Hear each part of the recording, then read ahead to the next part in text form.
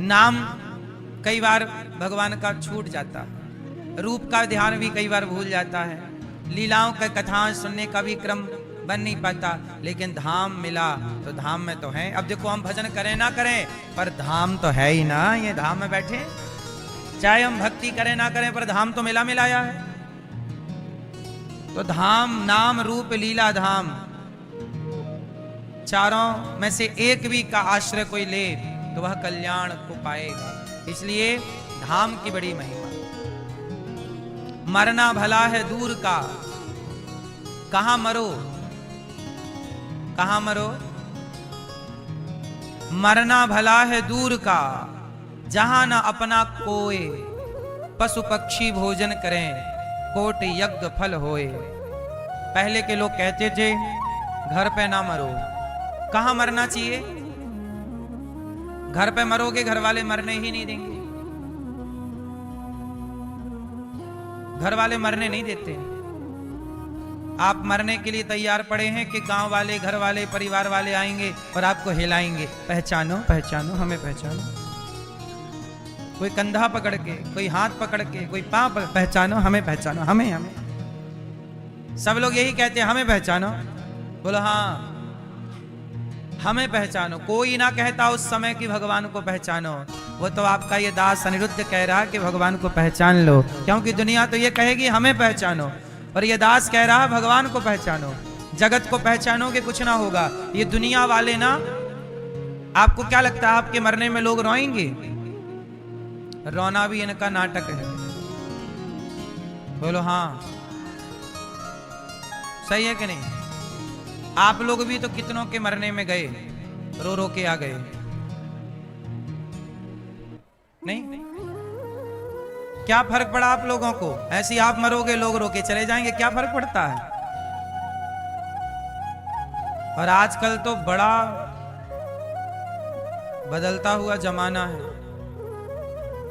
सास मर जाए तो बहू रोती है, पड़ोसन बढ़िया धर्म निभाती है लेकिन चाय बना के ले आती है, बहन ठंडी हो रही है चाय पी लो। सास मरी पड़ी है, बहू जाके चाय पी रही है, वो चाय जब हो गई बम तो फिर हो गया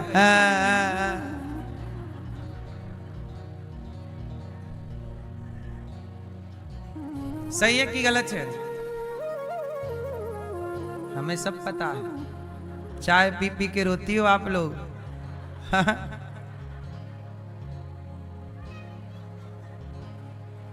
सही है, ऐसा होता है कि नहीं? आदमी मरा पड़ा है, लोग चाय पी रहे हैं, पड़ोसन ले आई अदरक वाली चाय, बहन तेरी सास मरी है अदरक वाली लाई हूं, मेरी वाली मरेगी इलायची वाली लाना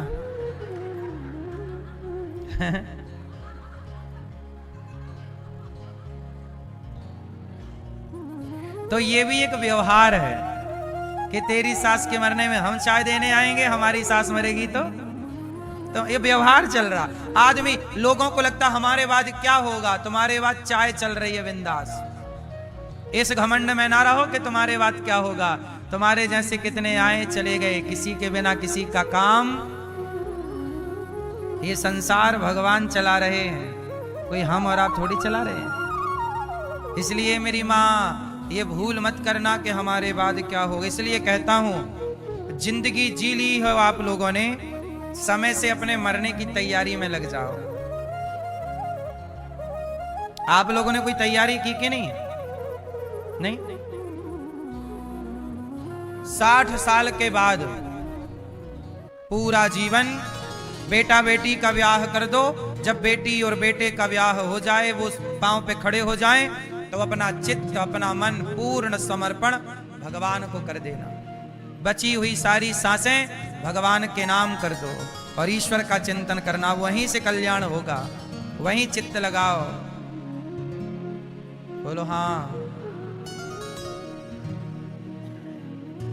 एक बात बताएं भैया, आप लोग 1 किलो सोना कितने साल में खरीद लोगे? कितना कमाते हो कि 1 किलो सोना खरीदने के लिए आपको कितने साल चाहिए? ये चश्मा वाले भैया बताएंगे। आपको 1 किलो सोना खरीदना हो तो कितना साल लगेगा, कितना महीना लगेगा? पीछे वाले बताएंगे हमारे। कितना? पूरी 2 साल, 4 साल, 6 साल? क्यों भैया? ओ लाला, आपको 1 किलो सोना कमाने में कितना टाइम लगेगा? कितना साल, कितना महीना, कितना दिन? 50 साल। इतने स्लो चल रहे हो? सुनो, शोर ना करो, जो समझा रहे हैं वो समझो। 1 किलो सोना कमाने में आपके, इन भैया ने बताया, 50 साल लगेंगे।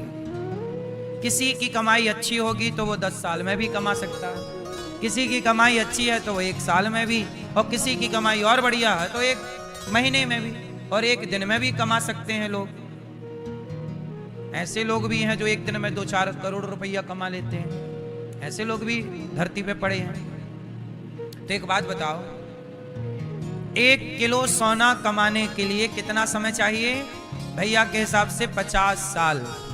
फिर भी मैं 10 साल मोटा मोटा हिसाब कर लूं। यदि आप 1 किलो सोना 10 साल में कमाते हैं तो एक बात बताओ, 1 किलो सोने के लिए 10 साल गए। अब मुझे एक बात बताओ कि 10 किलो सोने से क्या आप 1 साल खरीद सकते हैं? 1 किलो सोना कमाने में 10 साल चाहिए लगभग, आपकी ठीक ठाक कमाई है तो। 1 किलो सोना कमाने में 10 साल चाहिए, तो क्या 10 किलो सोने से आप 1 साल खरीद सकते हो? तो 20 किलो सोने से 1 माह खरीद सकते हो? तो क्या 100 किलो सोने से 1 दिन खरीद सकते हो? कि यमराज जी 100 किलो सोना ले लो और 1 दिन की जिंदगी वापस दे दो। हमारे टाटा जी, जिनके पास हजारों करोड़ की दौलत थी, वो चाहते तो 2-4 साल खरीद लेते, लेकिन उन्हें भी 1 मिनट ना मिला और वो अपना जिंदगी का कार्यकाल पूरा करके। इसका मतलब ये है कि सोना कीमती नहीं है, आपकी सांसें कीमती हैं, क्योंकि सोना तो फिर भी खरीदा जा सकता है, पर सांसें, कोई धरती पर पैसे वाला नहीं जो सांसें खरीद के दिखा सके। सोना खरीदने वाले बहुत हैं, सोना खरीदा जा सकता है, हीरा खरीदा जा सकता है, कोहिनूर खरीदा जा सकता है, पर सांसें, इसलिए मेरी मां अनमोल सांसें हैं। इसलिए कहता हूं कि बचा हुआ जीवन, बची हुई सांसें, एक एक सांस करोड़ों की है आपकी। प्रत्येक सांस भगवान के चरणों में समर्पित हो, हर सांस प्रभु के स्मरण में जाए, हर क्षण भगवान के चिंतन में लगे। वही धन है, जो समय भगवान को आप देते हैं वही समय दौलत बन जाता है। मीराबाई क्या कहती हैं? पायो जी मैंने राम रतन धन, राम नाम ही धन है, कृष्ण नाम ही। जितना धन कमा लोगे जप का, तप का, त्याग तपस्या का, नाम जप का, वही दौलत संग चलेगी, वरना इस धरा का, इस धरा में सब धरा रह जाएगा। लोग चाय पी पी के तुम्हारे मरने पे रोएंगे और जला के चिता पे ऐसे हाथ झड़ा देंगे। बोलो हाँ, चिता पे जलने के बाद लोग हाथ झड़ा के चले आएंगे। तुम्हारे जैसे कितने शमशान की राख बन के उड़ गए,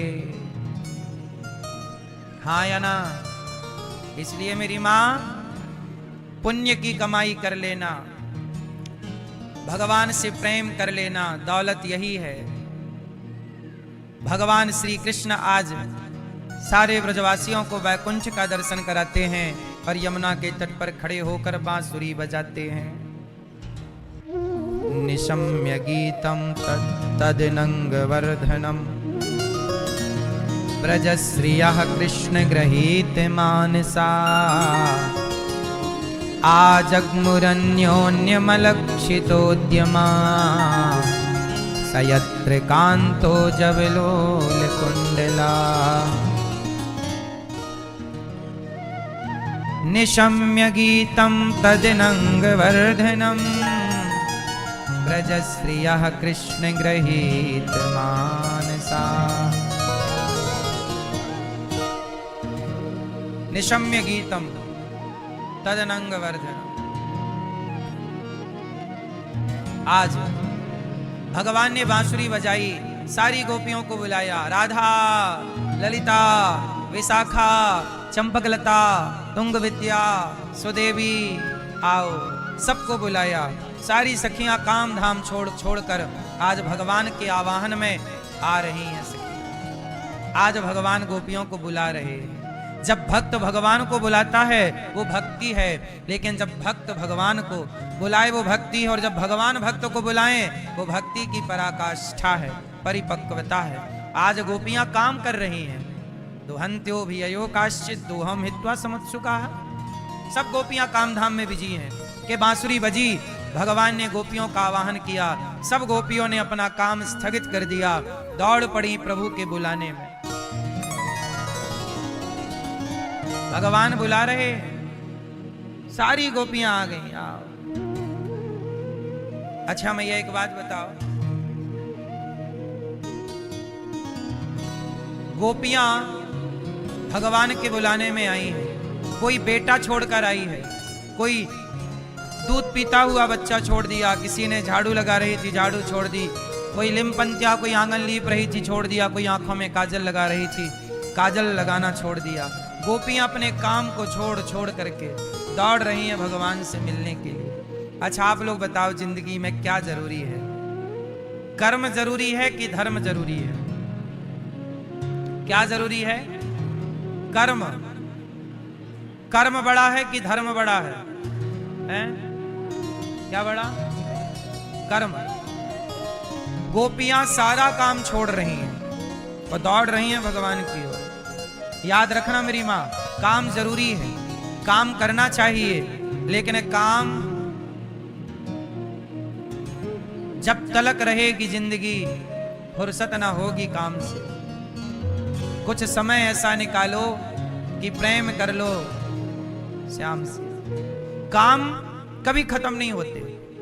एक दिन ऐसा आएगा कि जिंदगी खत्म हो जाएगी, काम फिर भी रहेंगे। इसलिए उन्हीं कामों से समय निकालकर भगवान को समय देना चाहिए। काम से अधिक महत्वपूर्ण भगवान को समय देना, ये भी तो आपका ही काम है। ये श्रेष्ठ काम है, ये श्रेष्ठ कर्म है। भगवान को टाइम देना, सत्संग करना, नाम जप करना, कीर्तन करना, बच्चों को संस्कार देना, क्या ये आपके काम नहीं है? सारी गोपियां आ गईं भगवान के लिए।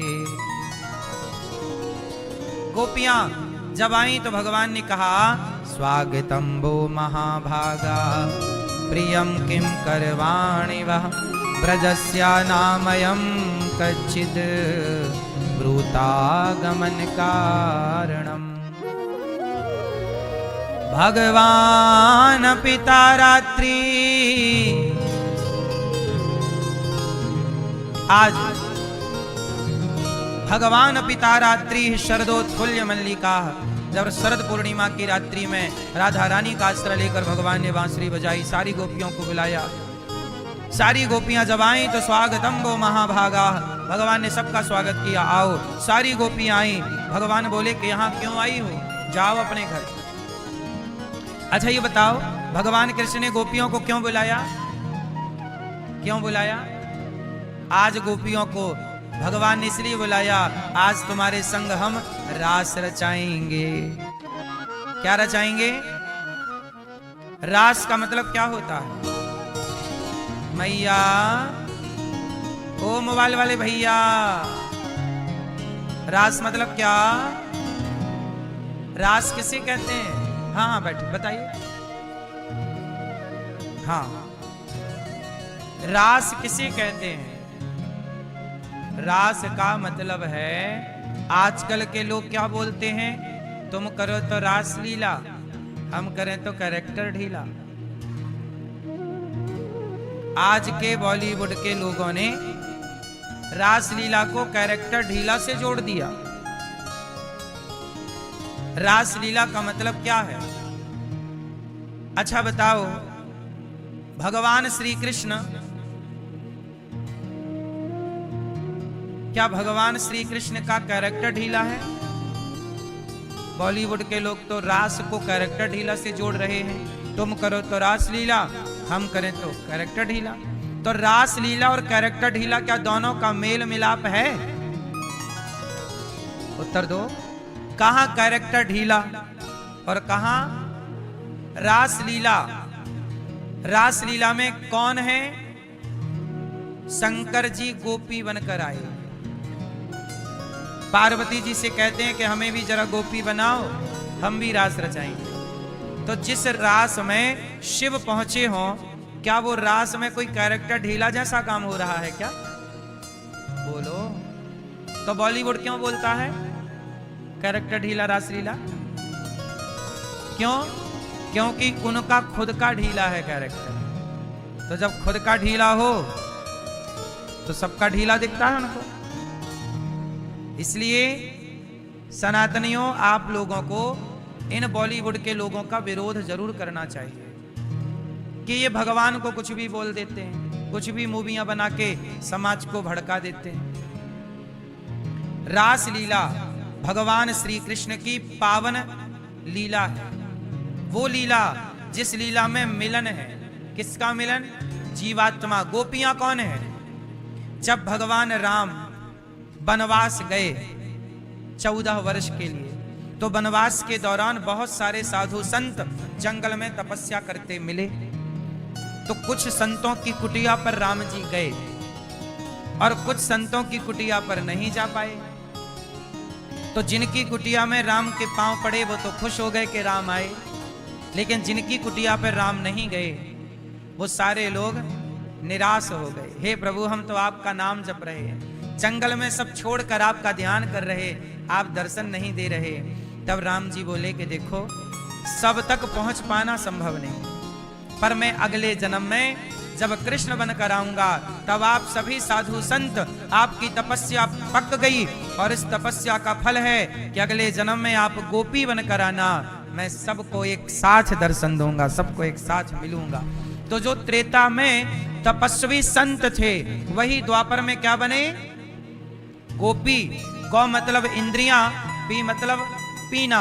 जिनके अंदर कोई वासना नहीं है वो गोपी हैं, और वही साधु गोपी बने और आज भगवान सबको प्राप्त हो रहे हैं, सबको मिल रहे हैं। रासलीला में क्या हुआ?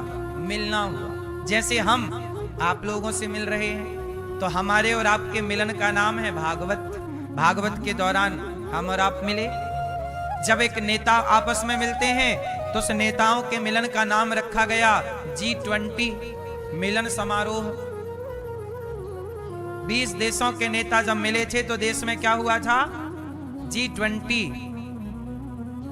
तो उस मिलन में नेता एक दूसरे से मिले, इस मिलन में हम और आप एक दूसरे से मिल रहे हैं, और जिस मिलन में भक्त और भगवान मिले उस मिलन का, उस प्रोग्राम का नाम रखा गया रास। जैसे नेताओं के मिलन का नाम रखा गया G20। बोलो हाँ, हमारे और आपके मिलन का नाम क्या है? हम लोग किसके माध्यम से मिले? भागवत जी। तो इस मिलन का नाम भागवत। चलो भागवत सुने आए तो मिले आए, वही बात है। ऐसे ही मिलना हुआ किसका? भक्त और। तो जन्म जन्म के जो सतयुग के, त्रेता के, द्वापर के, कलयुग के जो भक्त हैं, अब जैसे आज कलयुग चल रहा है, इस कलयुग में एक महिला हुई मीराबाई, राजस्थान की पावन माटी से मीराबाई। अच्छा एक बात बताओ, मीराबाई कलयुग में हुई और कलयुग में उन्होंने भगवान से प्रेम किया, तो अब भगवान मीराबाई को उस तरह से कम मिलेंगे। तो सत्य कलयुग में उन्होंने प्रेम किया तो भगवान ने उन्हें पहले अपने धाम में बिठा लिया कि यहां आओ। अब आएगा कलयुग के बाद कौन सा युग आने वाला है? कलयुग के बाद क्या आएगा? सतयुग।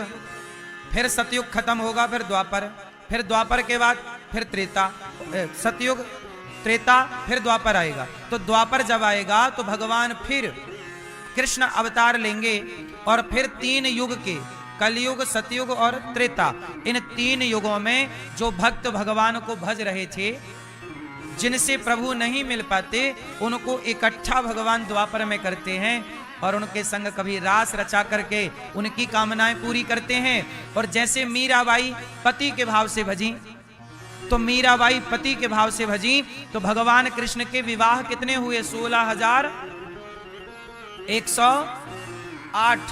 तो राजस्थान की एक लड़की मीरा, अब अगली बार जब भगवान 16,108 ब्याह करेंगे तो उन 16,108 में एक नंबर मीराबाई का भी रहेगा।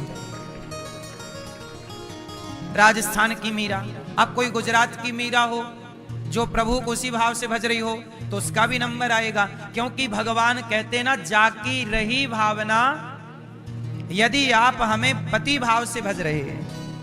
जैसे मीरा का भाव क्या था? क्या भाव था? पति। अच्छा, यशोदा का भाव क्या था? बेटा। द्रौपदी का भाव क्या है? भाई। अर्जुन का भाव क्या है? सखा, मित्र। तो भगवान सबको मिलते हैं। जैसे शिशुपाल का भाव क्या था? शत्रु। यदि आप शत्रु के भाव से भजते हैं तो वो शत्रु के भाव से मिलेंगे। मित्र के भाव से भजते हो तो मित्र मिलेंगे। भाई के भाव से भजते हो तो अगले बार किसी लीला में आपको सुभद्रा बना देंगे भगवान, तो मेरी बहन बन जाओ। तो आप यदि पति भाव से भजती हो तो भगवान तो पति रूप में ही मिलेंगे ना। तो इसलिए भगवान के 16,108 ब्याह होते हैं कि कभी वेटिंग होते होते इतनी लिस्ट हो जाती है। अब भजे हैं तो मिलेंगे ना। यदि नहीं मिल, अब मीराबाई को यदि कृष्ण पति रूप में नहीं मिलेंगे तो मीराबाई के साथ फिर भगवान ने अन्याय किया कि नहीं? भाई, मीरा को पति रूप में कृष्ण मिलेंगे तभी तो मीरा के साथ न्याय होगा। सही है कि गलत है? यदि मीरा को पति रूप में नहीं मिले तो फिर क्या हो गया? अब मीरा को भगवान भाई के रूप में थोड़ी मिल सकते हैं कि आजा राखी बांध दे। नहीं, किस भाव से भजा है उन्होंने? पति। मेरे तो गिरधर गोपाल दूसरो ना, ऐसे वर को क्या वरूं जो जन्मे और मर जाए, वरिये वर गोपाल को मेरे चुनरो अमर कर जाए। तो यदि पति भाव से भजा है तो पति के रूप में मिलना ये भगवान का धर्म है। भक्त जो भाव बनाता है उसी भाव से भगवान उसे मिलते हैं, यही भगवान का धर्म है। इसलिए भगवान रास रचाते हैं कि जिसकी जो भावना थी, तो रास में अब शंकर जी आए, गोपी बन के आए और सबके संग भगवान जो बिछड़े हुए संत थे सबको एक साथ मिल गए। और जितने संत थे उतने रूप कृष्ण के हो गए और सबसे मिल रहे हैं। अच्छा, मिलना भी कैसा है? माँ बेटे से मिलती है नहीं? अच्छा, एक बात बताओ, जब आप लोग मंदिर में जाते हो तो आपके अंदर काम वासना मंदिर जाने में घटती है कि बढ़ती है? बढ़ती है? घटती है? आपके अंदर की बुराइयां मंदिर जाते ही मन पवित्र हो जाता है, भावना शुद्ध। जरा सोचिए कि जिनके मंदिर में जाते ही काम वासना जीरो हो जाती है, जिनकी प्रतिमा के आगे काम वासना जीरो है, तो वो साक्षात भगवान के आगे क्या गोपियों के अंदर कोई काम वासना रही होगी क्या? इसलिए यहां कैरेक्टर ढीला जैसी बात तो लागू नहीं होती, क्योंकि जिनकी प्रतिमा के आगे काम नहीं ठहरता उन्हें साक्षात कृष्ण के आगे काम ठहरेगा। इसलिए गोपियां निष्काम है।